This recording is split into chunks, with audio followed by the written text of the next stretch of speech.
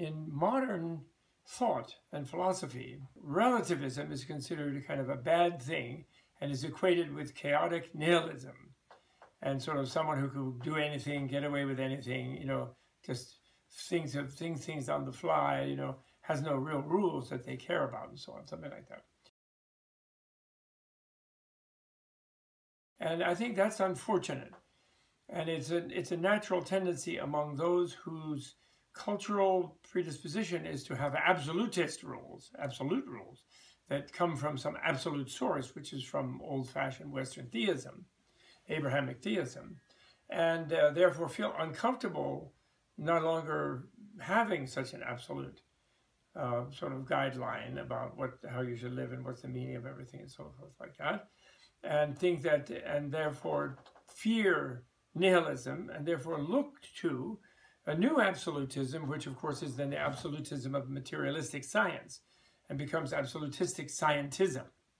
However, I think one service that Buddhist philosophers can offer is to offer a vision of relativism as a nice middle way between nihilism, which is really anything goes and therefore dangerous, and absolutism, which is only I go, or what I believe goes, or those who agree with me go, and other people don't go.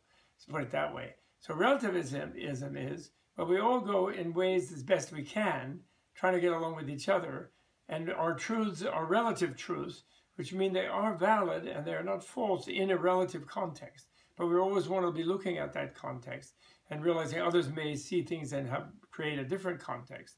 And then in different contexts, they won't be absolute. So it keeps our critical mind going, even in relation to the rule that we're following. So those are, you could call relative rules, or rules that are good enough in specific situations, but not needing or requiring to be absolutely good. Something like that.